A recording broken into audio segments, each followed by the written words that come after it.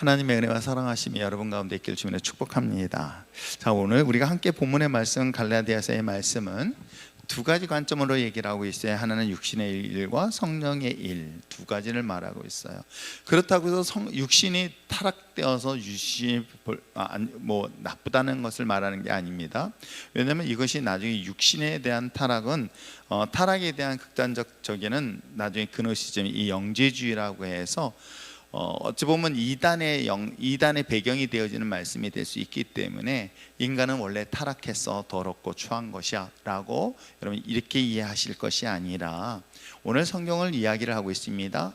하나님의 거룩한 성령과 반대되는 것들을 비교하기 위해서 육신의 일이라고 이야기를 하고 있습니다. 그래서 그렇게 이해하셔야 되지, 이게 현재 갖고 있는 육신의 일인 것이 더럽고 추한 것이다 라고 생각하지 않기를 부탁드립니다.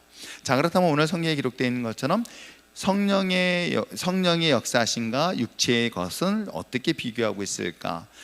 결과가 이렇습니다. 결국은 우리가 21절에 이야기하는 것처럼 하나님의 나라를 위협으로 받지 못한다, 하나님의 나라를 상속받지 못한다라고 이야기를 하고 있습니다.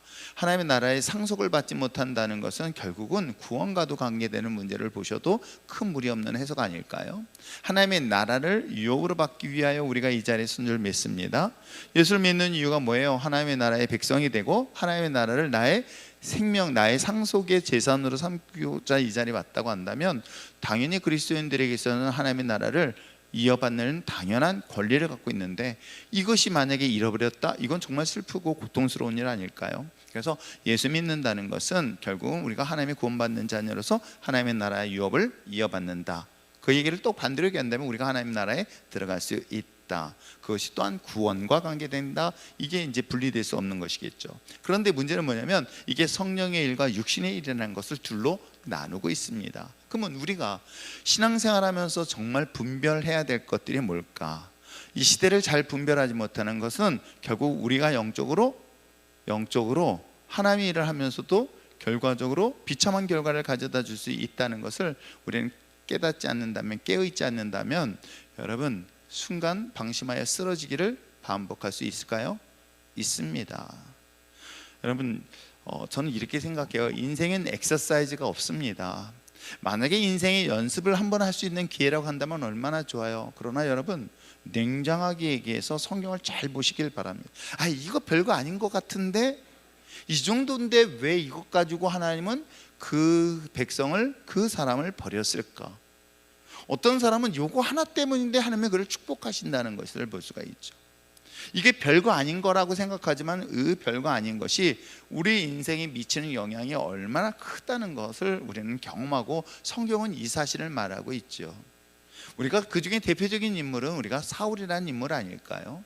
사울이라는 인물은 그가 처음에 하나님 앞에 섰을 때 두렵고 정말 겸손한 자의 모습을 본다면 그가 얼마나 겸손함으로 출발하고 있는 걸 알 수가 있잖아요. 그런데도 불구하고 그가 가지고 있는 연약함 속에서 그 단 한 번의 예배, 이게 성경을 보니까 그 한 번의 예배가, 그 사무엘을 기다리지 못한 이 조급함이 결국은 하나님을 분노케 했고 결국 하나님의 신이 떠나는 아주 결정적 사건이 시작되어지는 것을 볼 수가 있습니다. 그래서 여러분 작은 것 하나에도 영적으로 왜 깨어 있어야 되는가?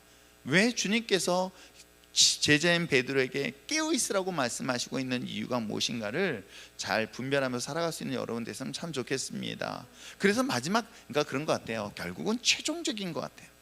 그런 거 있지 않나요? 우리가 신앙생활하던 삶을 살아가던 그 결과에 따라서 우리 인생이 전혀 다른 결과를 가져다 줄 수 있겠죠. 그렇기 때문에 우리가 최종적인 결과가 어떤 결과를 가져다줄까? 물론 제가 오늘 어느 분하고 진짜 1시간 넘게 통화를 했습니다. 귀가 막 전화기가 뜨거울 정도로. 근데 그분은 이제 보험 관련된 얘기를 하길래 보험 관련된 얘기만 하려고 했다가 신앙에 대한 얘기를 하게 됐죠. 그래서 엄마가 예수 믿게 되고 별 얘기를 다 했습니다만, 아무튼 본인은 그렇게 얘기했었을 때 제가 혼, 육에 대한 얘기를 했어요. 인간이 가지고 있는 욕구와 욕망이라는 것, 그래요. 그것을 무시하자는 게 아닙니다. 돈을 벌어서 자신의 욕구를 채우는 것, 그걸 부정하는 것이 아닙니다. 그런데 그보다 좀 더 나은 것이 있더라. 더 나은 것이 있으니 그게 혼적인 행복이라는 것이 있더라. 그렇잖아요. 혼적인 만족감이 있더라는 거예요. 근데 이보다 더 깊은 것이 있으니 그게 영적인 것이다 라는 얘기를 하기 위해서 오랜 시간 얘기를 했습니다. 그런데 여러분, 이 사이를 분별할 수 있는 것은 얼마나 중요한 일인지 몰라요. 내가 이 순간 뭘 선택하느냐에 따라서 내 인생의 결과는 정말 뜻밖의 결과를 가져주기 때문에 매 순간 지식이 필요한 게 아니라 지혜가 필요한 이유가 여기에 있는 것이에요. 여러분의 어떤 상황과 환경은 다 하나님이 허락하셨습니다. 그 허락하신 환경과 상황 속에서 뜻을 분별하는 건 이게 지혜로운 거예요. 이해하시겠어요? 그래서 항상 예민하시길 바랍니다.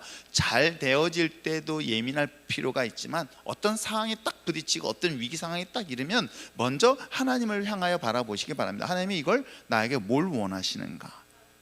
저에게도 지금까지 목회하고 제 인생을 살아보면서 주님을 만난 이후에는 내가 어떤 문제가 딱 부딪히잖아요. 교회도 문제고 성도들의 삶에서도 이게 딱 보면서 문제가 하나가 생기는 게 아니라 계속해서 생긴다? 그럼 이걸 하나님이 나에게 원하시는 게 뭘까 생각하는 거예요. 하나님이 나에게 지금 뭘 원하시지? 이제 금식은 이제 그만하게 해주세요, 하나님.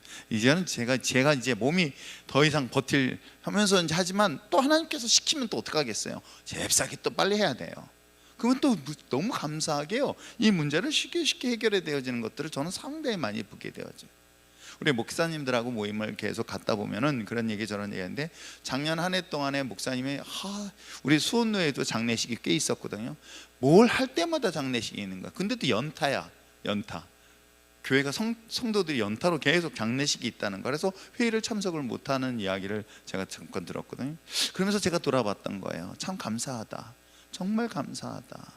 하나님은 한 해 동안에, 우리 25년 동안에 정말 성도들이 물론 병에 의해서 이렇게 하신 분들은 있었지만 그럼에도 불구하고 사고 없이 하나님께서 이곳에서 지켜주신 건, 이게 얼마나 저한테는 개인적으로 감사한 일인지 몰라요. 그런 일들을 하기 전에 먼저 사인이 오잖아요. 그 사인 올 때 이걸 빨리 깨닫는 것이 지혜인 거예요. 이게 바로 오늘 성경이 이야기하고 있는 것처럼 성령의 것과 육신의 것, 이 두 가지 사이만 잘 분별하면 되는데, 오늘 성경에서 이야기하기를 육신의 것은 뭐라고 얘기했을까요? 음행, 더러운, 또한 호색, 우상숭배, 주술, 원수 맺는 것, 분쟁, 시기, 분냄, 당짓는 것, 분열, 이단, 투기, 술취함, 방탕함. 자, 이런 것들에 대하여 어떻게 하는가? 경계하라는 거예요. 이것 말고도 사실은 영적으로 깨어있을 게 되게 많아요. 이런 부분들에 대해서 다가왔었을 때 다가오는 모든 문제들을 우리가 잘 극복해 나갈 때 하나님께서는 어떻게 해요? 성령의 역사심을 반드시 경험하게 될 줄 믿습니다. 그러므로 2023년도도 이제 거의 끝나고 23년도도 지나갑니다. 그러면 어떤 문제가 생기면 이렇게 생각하세요. 자, 문제가 크면 클수록 나에게 주실 축복이 크다 작다? 크다. 이것만 생각하시면 돼. 문제가 없을 때는 오히려 문제가 없을 때 성장하지 않아요. 문제가 있을 때 문제를 극복하면 성장하게 돼 있어요. 그러니까 문제가 있을 때는 전 모르겠어요. 사람마다 성향이 달라. 문제 없이 자기는 순탄했으면 좋겠다라고 생각하지만, 저는 문제가 딱 생기면 뭐가 생기냐면, 뭐가 생긴 줄 아세요? 응? 뭐가? 에? 기대? 그런데 그걸 전투력으로 드러나. 야, 문제가 딱 생기면 이걸 어떻게 극복하? 기대가 있어서인지 막 전투력이 발생이 돼요. 이게 좋은 습관은 아닌데 아무튼 문제가 생겼을 때는 문제를 보는 각도에서 하나님이 이걸 통해 어떻게 일을 하시려고 하실까? 라는 것들을 점검해 볼 수 있는 좋은 시간들이 의외로 많이 있습니다. 자, 이것이 바로 성령의 역사심을 통해서 우리에게 주시는 것인데, 우리가 지금까지 성령의 은사를 살펴봤습니다. 근데 그 은사에 대한 결과가 열매인 거예요. 그러면 우리 삶 속 똑같아요. 내가 성령의 인도하심을 받고 있다 안 받고 있다라는 것은 뭘로? 그 결과물로 알 수 있는 거예요. 아시겠어요? 반드시 결과물로 알 수 있습니다. 여러분, 농사해 보시면 알잖아요. 씨앗을 뿌렸으면, 씨앗을 잘못 뿌렸으면 열매를 맺을 수가 없어요. 씨앗을 온전하게 잘 뿌렸으면 여러분 반드시 그 결실을 나에게 돌아온다 안 돌아온다, 돌아오게 돼 있는 거예요. 그러니까 성령의 역사심에 대하여 분별하는 것은, 기도 많이 해, 성령이 충만한 것 같아. 자, 그러면 그 사람의 결과는 어떨까? 그 사람의 삶의 모습은 어떨까? 그 사람의 가정은 어떠며 그 사람의 삶의 질은 어떨까? 이건 반드시 분별해 봐야 돼요. 그런데 저도 사실은 목회 25년 하면서도 고민할 때가 참 많아요. 아니, 저렇게 믿음이 좋고 성경에 대한 많은 해박한 지식을 갖고 있는데 왜 저 삶은 변화가 없을까? 왜 가난하고 왜 어렵고 왜 그럴까? 라는 원인들을 참 궁금해가지고 하나님께 질문할 때가 많이 있거든요. 그러면서 저는 또 목회자이고 가르치는 입장이다 보니까 분석을 해보는 거예요. 그래야 하잖아요. 저는 분석을 해서 이런 것들에 대한 이런 것이 있을까? 그럼 그 문제를 줄이면은 하나님께서 그에게 온전한 열매를, 예를 들어서 우리가 나무를 심었는데 나무에서 저도 이제 이것저것 심어봤잖아요. 근데 그게 열매가 안 맺으면 안 맺는 이유가 있을 거 아니야. 있을 겁니다, 분명히. 그러면 그 원인을 찾아내 가지고 원인을 제거해야 되는 건 마찬가지인 거예요. 목회자의 입장에서는 저는 그렇게 할 수밖에 없는 입장이에요. 그래서 성도들의 입장에서는 어이덕권의 성령의 인도하심을 따라 그에 따라서는 풍성한 삶의 열매도 경험해야 된다. 이것은 저는 흔들리지 않는 확신인 거예요. 물론 거기서 스페셜 특별한 케이스가 있어요. 우리가 해석이 안 되는 케이스들이 얼마나 많이 있어요. 그렇잖아요. 스데반 집사가 그 신실하게 성령의 충만한 말씀 전했는데 죽었다. 그 순간은 그걸 어떻게 해석할 수 있냐? 아니면 해석할 방법은 사실은 없어요. 그렇잖아요. 무엇으로 해석할 수 있겠습니까? 더 많은 주의를 감당할 수 있는 좋은 인물이었는데 라는 안타까움과 아쉬운 마음은 있어요. 그런데도 불구하고 그 또한 그 생명이 거기까지 하면 오케이, 하나님의 뜻이라면 그 또한 받아들여야 된다. 왜?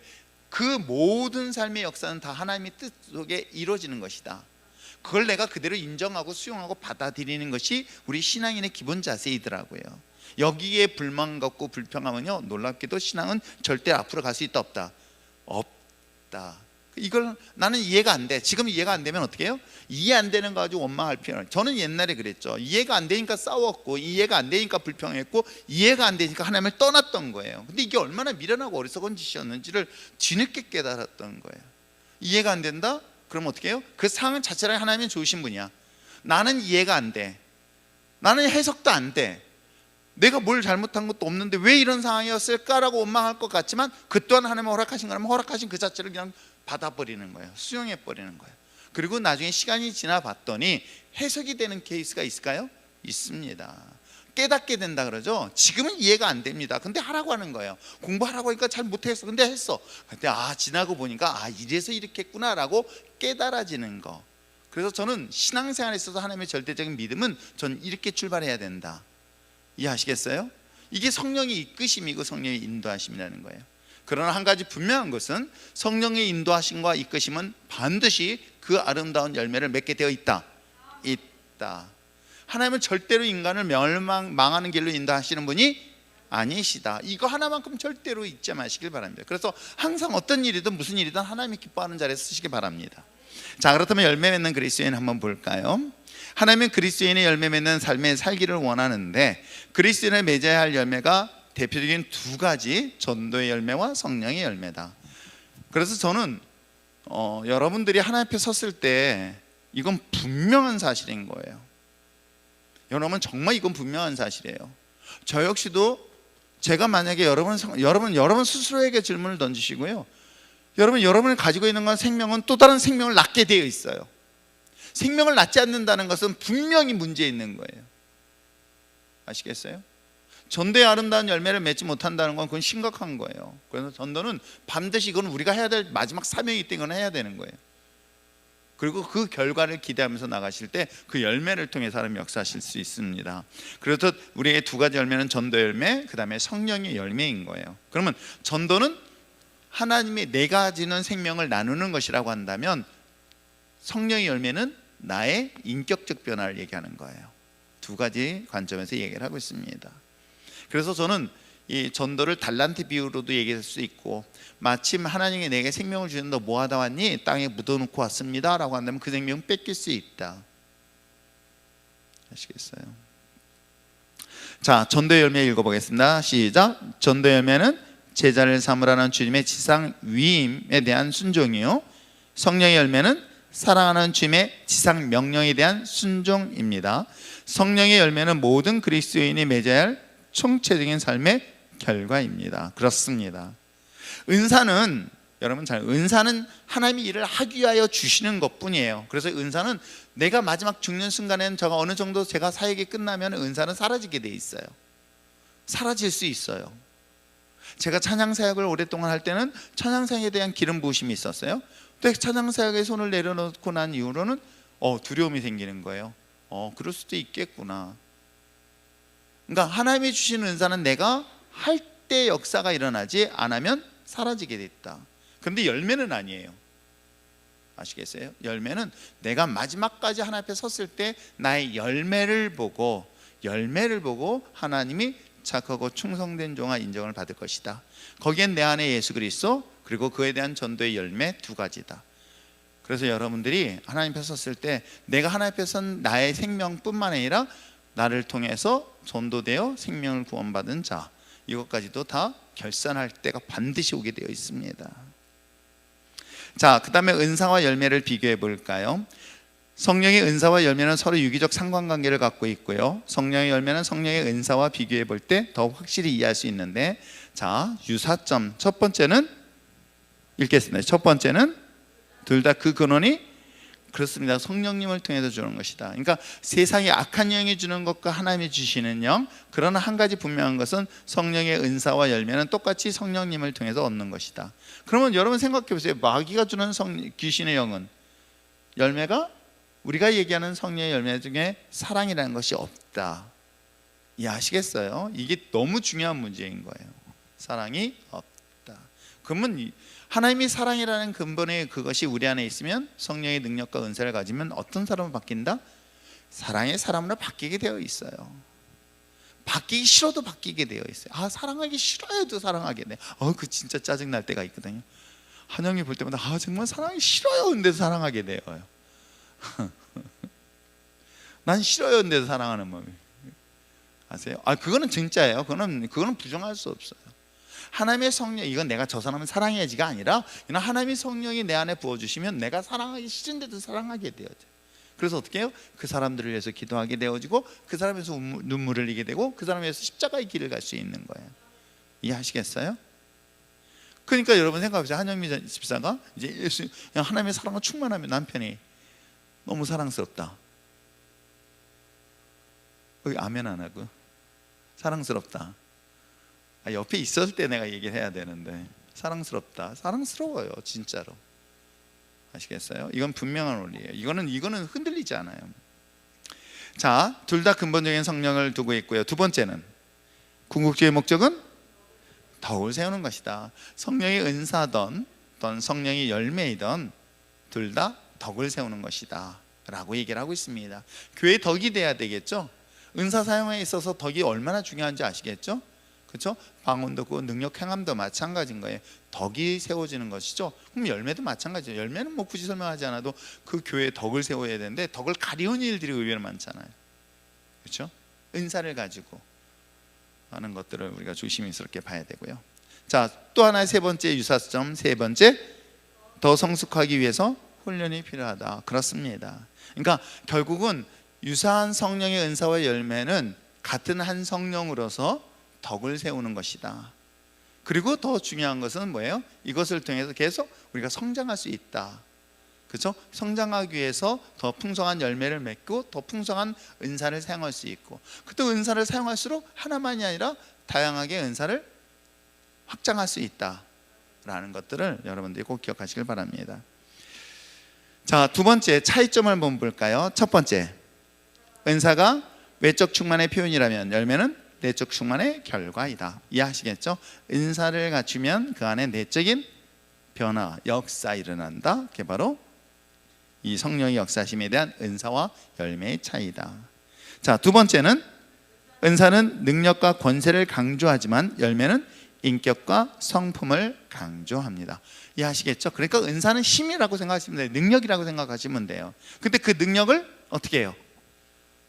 컨트롤할 수 있는 거, 능력을 관리할 줄 아는 거, 힘을 잘 관리할 줄 아는 거, 바로 이걸 얘기하는 거예요. 아시겠어요? 그래서 내가 가지고 있는 힘을 가지고 한번 생각해보세요. 내가 가지고 있는 권력을 가지고, 내가 가지고 있는 물질을 가지고, 내가 가지고 있는 능력을 가지고 누군가를 섬기는 거예요. 누군가에게 나누는 거예요. 누군가에게 베푸는 거예요. 이게 바로 성령의 은사와 열매의 차이다라고 이해하시면 될 것 같고요. 자, 세 번째, 시작. 모든 사람이 같은 은사를 소유할 수 없지만 열매는 동일하게 맺어야 한다. 그렇습니다. 그래서 교회라는 것을 보면서, 가정을 보면서 정말 성령의 역사하심이라는 것은 은사도 중요하지만 그 교회 안에 성령의 열매로 사랑이 충만해야 된다. 그래서 저희 교회가 그런 사랑이 많을까를 항상 고민하고, 그래서 저희 집사람이 제자훈련에 대해서는 한편으로 조심스러워하는 것 중에 하나가 그거예요. 제자훈련에 성경 공부를 많이 하다 보면 가장 중요한 걸 잃어버려요. 뭐냐면 사랑을 상실해버리는 경우가 종종 많아요. 왜냐하면 성경에 대한 지식을 가지고 판단하고 정죄하고, 저건 틀리고 저건 맞는데 라는 논리로 정죄하는 데 힘쓰지 용서하고 사랑하는 데는 약해질 수밖에 없어요. 그러다 보니까 어떤 데는 성경 공부를 너무 제자훈련 시키면 안 된다라고 부정적인 생각하는 사람이 있어요. 그러다 보니까 어떤 데는 친교 중심으로만 되어진 데 있어요. 근데 이거 두 개 다 아니에요. 뭐예요? 하나님의 말씀을 잘 훈련되어지고, 훈련된 우리들이 성령의 거룩함으로 열매를 맺을 때 사랑의 공동체가 될 수 있다. 그렇죠? 그래서 저는 사랑이 많아야 된다. 교회는 무슨 일이 있어도 하나님의 사랑이 많다. 그게 인간적 사랑이 아닌 거예요. 그게 하나님의 사랑이 충만해야 된다. 아시겠죠? 이게 바로 성령의 열매이기 때문에 그렇습니다. 그래서 여러분들이 사역자를 뽑고 나중에 후임자를 뽑을 때도 정말 정이 많은 사람을 뽑으려 하지 마십시오. 여러분, 정을 많은 사람은요, 정 때문에 망해요. 아시겠어요? 정이 많은 게 아니라 하나님의 사랑이 많은가를 잘 보시면 되는 거예요. 정이 많은 사람들은요, 상처를 또 쉽게 받아버려요. 아시겠어요? 근데 하나님의 은혜의 사랑을 갖고 있는 사람은요, 특히 지도자에게 있어서는 이게 되게 중요한 덕목인데, 사랑이라고 해서 정이 많은 게 아니라 그 사랑을 가지고 무엇을 해요? 우리가 은사는 사랑만 있는 게 아니잖아요. 때에 따라서는 온유라는 것도 있고요, 절제라는 것도 있습니다. 아시겠어요? 여기에는 보이지 않는 힘들이 있어요. 그러니까 이런 것들을 잘 갖춘 지도자들을 놓고 기도를 하셔야 될 것입니다. 자, 성령의 열매, 갈라디아서 5장 22절에서 23절을 보면 성령의 9가지 열매가 나와 있습니다. 이 9가지 열매는 특성상 3가지씩 나눠 설명할 수 있는데, 오늘 여기서 이야기하고 있는 것 한번 볼까요? 하나님을 위한 것, 사람을 위한 것, 자신을 향한 것, 3가지 관점에서 살펴보려고 합니다. 자, 하나님을 향하여서는 뭐라고 얘기하고 있을까요? 첫 번째, 하나님이 향한 대신적 열매, 그러니까 하나님을 향한 대신적 열매, 그건 뭐예요? 사랑이다. 한번 읽겠습니다. 시작. 성령님께서 맺으시는 사랑은 하나님의 사랑, 즉 아가페입니다. 이것은 인간의 노력으로 소유할 수 없으며 성령님께서 초자연적으로 맺게 하는 열매이기도 합니다. 무슨 얘기인지 아시겠죠?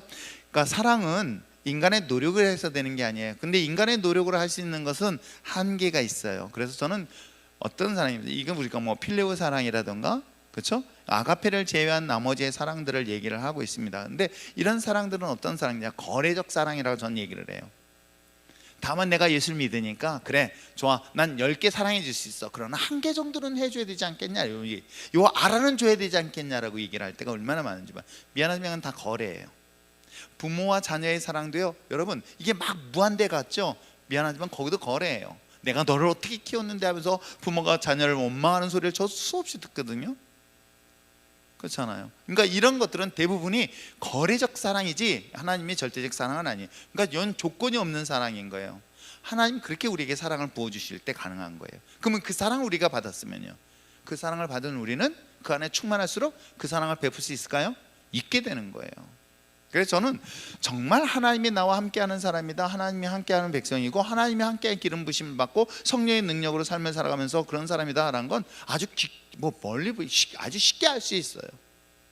그건 여러분 스스로도 알 수 있어요. 그냥 마치 리트머스 시험지를 집어넣고 산성이다 알칼리성이 알 수 있는 것처럼, 그냥 난 저 사람을 미워하려고 해도 안 미워해줘 라고 하면 돼. 하나님을 생각해보세요. 하나님이 어떤 사람을 사랑하고 어떤 사람을, 물론 하나님 미워한다고 그러지만 결국 그 속에는 무슨 사랑이 있어요? 깊고 깊은 사랑이 그 안에 숨겨져 있어요. 그래서 내 너를 버리겠다 그러잖아요. 근데도 못 버리고 하나님 뭐예요? 독생자 예수 그리스도를 보내세요. 그분이 하나님이신 거예요.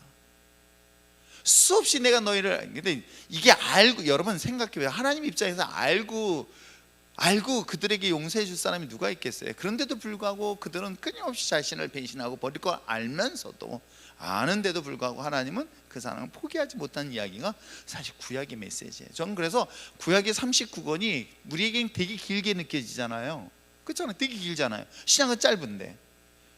그런데 저는 이 구약이 왜 길 수밖에 없을까 했더니 그 하나님의 사랑이 이스라엘 사람들, 즉 하나님의 선택받은 아담 하와의 후손들을 포기 못하는 이야기야. 그 얘기를 길게 써놓고 있는 얘기예요. 제가 쭉 말씀을 찾아보니까, 말씀 읽어보면 이런 인간들을 뭐하러 좋다고 하나님 하실까요? 라고 할 때, 근데 저도 사실은 한번 많이 울면서 기도하는 것 중에 나 같은 사람 뭐하러 포기 못 하십니까? 차라리 저를 포기해달라고 할 때도 자신이 있었거든요. 하나님, 나 같은 사람 포기해달라고. 나도 변덕이 죽을 듯 하지 않냐고. 은혜에 충만할 때, 그렇지 못할 때 하나님 나를 그냥 버려달라고. 근데도 불구하고 하나님 나를 못 버리시는 것 때문에 나도 또 하나님 무릎 꿇게 되어지고, 그 이야기인 거예요. 그래서 하나님은 그러한 사랑을 가지고 있는 그 사랑을 우리가 가지면 어떻게 해요?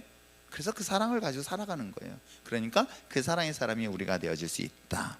자, 그것이 하나님 향한 사랑이다. 자, 그 다음에 두 번째 뭐라 할까요? joy.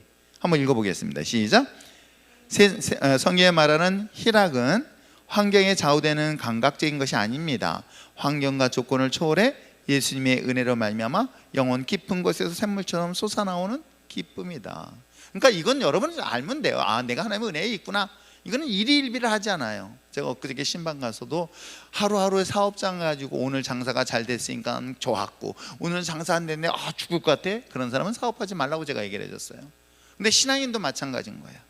신앙인은요, 미친 사람과 똑같다고 내가 항상 얘기하잖아요. 미친 사람이에요. 미친 사람.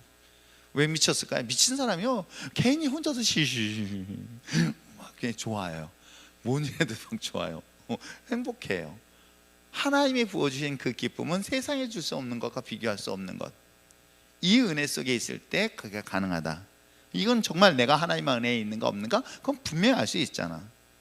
기쁜가요? 항상 기쁜가요? 2명. 졸지 말고 항상 기쁜가요? 아니, 아멘 한다고 또 기쁜 건 아니야. 그래놓고 나중에 성질 내는 건 뭐야? 부부싸움 때문에. 아, 부부싸움도 할 수 있어요. 부부싸움에도 행복해요. 자, 그 기쁨이 우리 안에 있고요. 그래서 여러분, 내가 어떤 결과를 가지고 기쁜 거 아니고, 사람들이 자꾸 저한테도 얘기할 때 목사님이 교회를 이렇게 했으니까 행복하다고 그랬죠 막 그러는데, 저는 아니에요. 저는 교회 개척해가지고 맨 땅에 헤딩할 때도 행복했어요. 뭔가 항상 행복하고 즐거웠던 거예요. 아세요? 그 상황에서 엄청난 풍랑을 만나는데도 솔직한 일을 저는 힘든 걸 못 느꼈단 말이에요. 기쁨이 있었기 때문에 가능하다. 아시겠죠? 그 다음에 세 번째 뭐예요? peace. 읽겠습니다. 시작. 참된 화평은 그리스도의 십자가로 얻는 화평입니다. 성령님께서는 두려움을 이기고 강한 믿음과 용기를 얻도록 우리에게 내적인 평안함과 외적인 삶의 평화를 주십니다. 그렇습니다.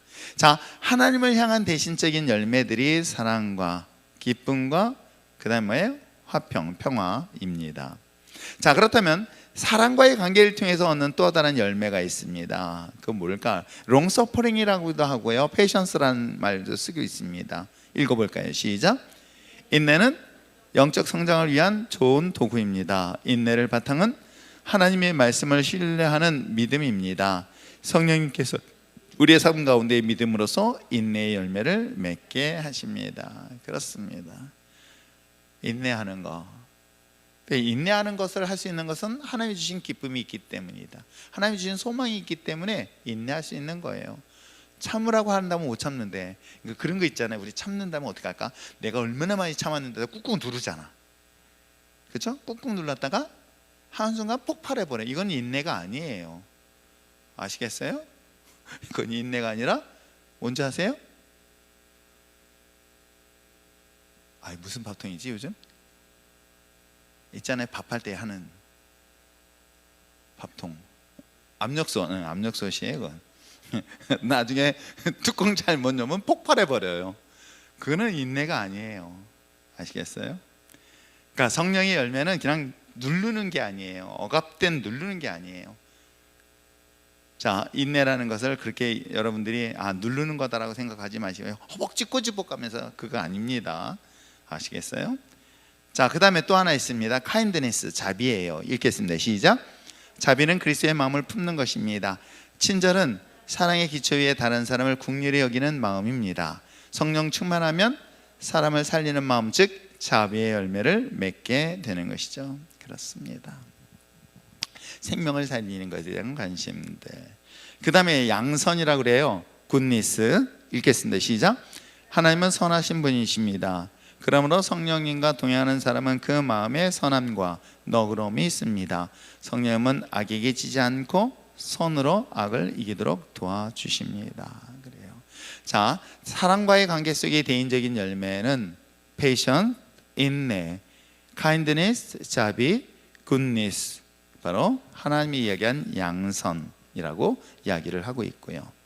자기 자신에 대한 또한 자기에 대한 열매라고 하고 있습니다. 그럼 바로 faithfulness, 뭐예요? 충성. 읽겠습니다. 시작. 충성은 자신의 임무를 완수함에 있어 일관성 있는 성실과 진실한 태도를 말합니다. 이 충성이라는 단어를 제가 생각해 보니까 faithfulness, 그러니까 내게 맡겨진 일을 그냥 끝까지 정말 하나님이 내 생명이 끝나는 날까지 끝까지 완성하는 것, 이건 정말 중요한 것 같아요. 너무나 중요한 것 같아요. 충성이라는 건 자기가 맡은 일에 일관성 있게 성실하게 진실하게 그 일을 감당하는 것. 전 사업하는 분들한테도 그 얘기를 많이 해줘요. 사업은 돈을 벌려고 하지 마라. 우리 아들한테도 그랬는데, 돈을 버는 게 아니라 사람을 얻는 것이다. 사람을 얻는 게 사업이지 돈을 얻는 게 절대 사업은 아니다. 내가 사람을 얻는 것이 중요한 것이다. 그걸 하기 위해서 성실과 진실하라. 성실과 진실은 사업의 가장 기본으로부터 출발해라. 이걸 떠나서는 절대로 돈은 못 번다. 그랬더니 어떤 분들은 거짓말을 해보십시오. 절대로 그 사람은 오래 못 간다. 절대로 오래 못 가게 돼 있어요. 저는 그 확신을 갖고 있습니다. 그렇기 때문에 우리에게 있어의 충성은 작은 일부터 충성하라는 것은, 여러분 잘 생각해 보세요. 여러분 작은 일이 뭘까 잘 생각해 봐. 여러분 일을 선택하는 거에 있어서 1,000원하고 10,000원짜리가 있습니다. 어느 거 선택해요? 어느 게 작은 거예요? 설마 10,000원이 작다고는 하지 않겠죠? 자, 10,000원이 있고, 성깔리니까 50,000원이 있고 10,000원이 있습니다. 자, 50,000원이 크잖아요. 그럼 둘 중에 하나를 선택하라면 뭘 포기할 것 같아요? 10,000원을 포기하고 50,000원을 선택하겠죠. 그러면 작은 걸 포기하겠죠? 그건 선택하는 순간 보면 알아요. 그러면 우리가 예배를 드리던 직분을 맡던 마찬가지인 거예요. 여러분 그 일을 맡고 있는데 갑자기 또 다른 일이 있어요. 두 가지가 있어요. 내가 지금 직장을 가야 되고 돈을 벌어야 되는 일과 예배드리는 일 딱 있어요. 자, 뭘 선택할까요? 말은 예배지만요, 여러분 어떻습니까? 내가 선택하는 순간 작은 걸 선택해요. 안 그런가요? 어느 누구든지 작은 걸 선택하게 돼 있다고요. 작은 걸 포기하게 돼 있다고. 아닌 사람 없어요. 바보가 아닌 사람은 50,000원짜리가 10,000원짜리 중에서 50,000원짜리 선택하지 10,000원짜리 선택하는 사람 없잖아요. 이런 똑같은 원리는 인간적인 본능 속에 있단 말이에요. 근데 결정적인 순간인 거예요. 결정적인 순간에 너 어떤 걸 선택할래? 라고 했다. 그러면 내가 큰 것을 선택할까? 작은 걸 선택할까? 미안하면 큰 걸 선택한단 말이에요. 큰 걸 선택하는 순간 작은 걸 버린단 말이에요. 그래서 성경에 우리에게 뭐라 하면 작은 일에 충성하라는 거예요. 근데 작은 일을 왜 충성하지? 라고 생각했더니 너희들의 관점에서 작은 거예요. 우리들의 관점에서 작은 거예요. 아시겠어요? 우리들의 관점에서 작은 것이에요. 그러나 하나님의 관점에서는 그것이 큰 거였던 거예요. 그게 우리가 잘 알고 있는 아브라함이 가르쳐주지 않았는데도 약속한 가나안 땅에 도착하자마자 자기 집부터 지은 것이 아니라 하나님께 단을 쌓고 예배드린 후에 자신이 집을 쌓았다. 매년 매 새해 특별 새벽기도 헌신 신방하는 줄 아십니까? 여러분들 요즘 시대에 워낙 그 필요 없으니까. 그런데 여러분 이건 너무나 중요한 가치를 제가 알려주고 싶은 거예요. 한 해의 시작을 하나님 앞에 첫 번째 예배를 드리게 해야 되겠다. 내가 하나님 앞에 드려진 첫 시간을 항상 하나님 앞에 예배로 시작해야 되겠다라는 이런 것들이 이제는 시대가 흘러가면서 점점 귀찮아져 가고 있어요. 형식화되어지고 있어요. 그런 상황에서 과연 하나님의 역사하시면 이제 많이 제한될 거예요. 자, 그렇기 때문에 어떤 일이든지 주의 일 중에서도, 여러분 보세요. 너는 안타까운 게 멍청하게 주의를부터 포기를 해. 성가대 포기하죠. 맡은 일 포기하죠. 그런데 여러분 생각해 보세요. 하나님과 나와의 연결고리가 있었어요. 아세요? 자, 두렙돈을 드리는 과부가 있었고요. 또한 그 한 끼 식사, 정말 보잘것없는 한 끼 식사, 아들하고 먹을 한 끼 식사밖에 없는 것, 요것을 매개체로 해서 하나님이 축복하시는 건 아시겠어요? 이 작은 것 같지만 이 작은 것이 하나님과 나와의 축복의 통로가 되는 거예요.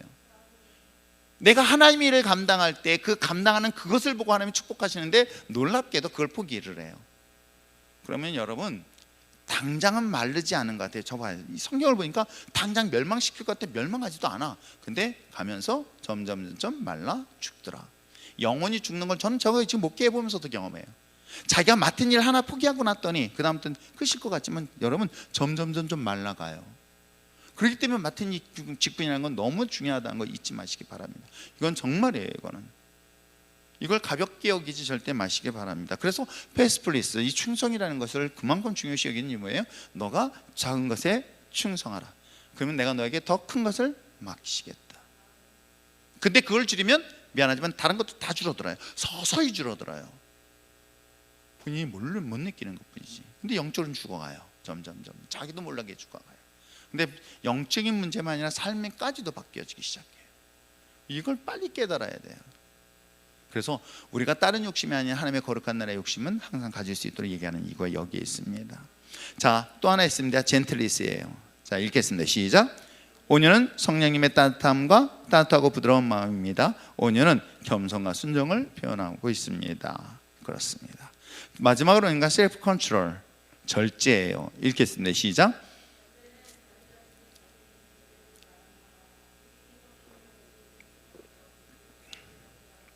모든 일에 균형과 조화를 추구하는 자세인 것입니다. 아시겠죠? 그래서 이 자기 자신을 대한 것은 페이스플레이스, 내가 맡은 일에 충성하고, 또한 온유하고, 그 다음에 자기 자신에 대한 절제. 하나님을 향해서 우리에게 주신 것은 사랑과 조의와 기쁨과 화평, 그죠? 사랑과의 관계 속에서는 인내하고 자비하고, 그 다음에 선을 행하는 것. 이 관계를 통해서 열매를 맺어지고 있다는 것을 볼 수가 있습니다. 자, 우리가 성령의 은사와 열매들을 전체적으로 정리를 하면서 그 열매를 맺는 것에 대한 사모함과 갈급함은 여러분들에게 계속 가졌으면 좋겠고요. 여러분, 성령이 여러분에게 열매를 맺기 위해서라면 성령이 내 안에 계속 유지시킬 수 있어야 되겠죠. 그렇잖아요. 제가 이렇게 식물을 키워보니까 그 위에 옥상에서 조그만 수박, 그 무슨 수박이에요? 망고 수박? 뭐 그래서 수박이 있잖아요. 근데 수박이 했는데 어느 날 내가 이걸 가위를 잘못 잘랐어요. 이게 바깥 잘못 아닌 줄 알았더니 보니까는 열매를 맺는 가지를 자른 거예요. 근데 저는 몰랐는데 시간이 지나서 보니까는 그 주변에 있는 이파리들이 다 말라가면서 그 참외가 열려야 될 그 참외가 썩어가고 있는 걸 제가 본 적이 있어요. 야, 당장은 몰랐는데 시간이 지나서 그렇게 모습을 보면서 우리 열매도 마찬가지인 거예요. 성령의 열매가 내가 그 안에다가 탁 사라지지 않아요. 그런데 말라가고 있는 건 분명히 보여요. 그래서 에스겔 골짜기의 마른 뼈에 대한 이야기를 하는 이유가 여기에 있는 거예요. 살아있지만 군대인데도 불구하고 그가 생명을 잃어버리니 마른 뼈처럼 보였던 거예요. 그 쾌에 생기를 불어넣었어요. 거기 하나님의 영이 기름 부어줬습니다. 그랬더니 군대가 되어지는 것이죠. 그럼 우리 영혼도 마찬가지인 거예요. 여러분의 영혼을 살기 위해서라면 내가 하나님 앞에 어떤 모습으로 서 있을 것인가. 그래서 기도의 생활은 너무나 중요한 것이다. 기도는 여러분 정말 시간 내서 어떻게든 여러분 기도는 여러분과 하나님과 관계에 있어서 성령으로 충만한 아주 중요한 연결고리다. 이건 절대로 놓치지 않길 부탁드립니다. 또 하나 있습니다. 하나님 말씀인 거예요. 말씀과 기도의 생활은 절대적으로 여러분의 영적인 삶을 사는데 성령의 충만한 중요한 것들이다. 자, 그러면서 맡은 게 뭐예요? 여러분 맡은 직분인 거예요. 이 직분은 기도와 성경의 말씀을 두 가지를 가지고 공급받은 영양분을 가지고요, 이걸 마치 운동하는 거예요. 활용하는 거예요. 섬기는 거예요. 그러면 섬기는 것만큼 하나님이 우리에게 주신 능력을 주시고요, 또한 능력뿐만 아니라 상급을 주셔요. 그리고 건강하게 하시죠. 강건하게 하세요. 내가 하나님의 일을 감당할 때 지혜도 주세요. 미안하지만 하나님의 일을 딱 멈추게 되면 지혜는 사라지게 돼 있어요. 미안하면 축복도 사라지는 것 여러분 아십니까? 그래서 제가 우리 리더들한테도 항상 얘기하지만 지금 식사 봉사하는 것 여러분 헌신할 때 헌신하십시오. 그러나 이제는 어느 정도 규모가 지나면 그때는 하고 싶어도 못한다. 셀 단위는 부족하다. 그때는 교회 재정에 더 많이 투입된다. 근데 놀랍게도 그 순간부터 교회가 더 이상 축복이 멈추는 걸 저는 수없이 봤어요. 그래서 제가 어떻게든 여러분들에게 헌신시킬 수 있는 자리를 만들지만 할까 안 할까? 해요 안 해요? 해요? 하고 싶죠? 안 해서 문제지. 그래서 하나님 앞에 제가 어떻게든 여러분들에게 저 아는 노예 목사님들도 놀래요. 야, 상처 안 받냐고. 뭔 상처를 받냐고. 그렇게 상처받는 게라면은 그건 하나님 축복받을 사람들 아니라고. 내가 그들에게 요구하는 건 하나님 그들에게 축복 주시기 위한 기회를 내가 마련하는 것뿐이다. 그러나 그걸 못 nhận 건 어쩔 수 없다. 여러분들이 언제나 성령의 충만하심을 위해서 날마다 기도를 멈추지 않냐고 말씀과 자신이 맡은 직분을 잘 감당할 수 있기를 바랍니다. 직분을 감당할 때 많은 시험도 있고요, 많은 어려움도 있어요. 당연히 있습니다. 근데 여러분, 열매를 맺기 위해서는 얼마나 많은 과정을 겪어야 되는지 아시겠죠? 그랬을 때 온전한 열매를 맺게 되어 있습니다. 그래서 그 열매를 맺기 위해서 하나님은 은사를 주시고, 은사를 통해서 내가 주님의 사명 감당했더니 또 열매는 풍성하게 맺혀지고, 이 풍성한 열매가 여러분 자녀들에게까지 미치는 영향이 있다는 것 잊지 마시고요, 항상 이 은혜 속에 거하시는 여러분 됐으면 참 좋겠습니다.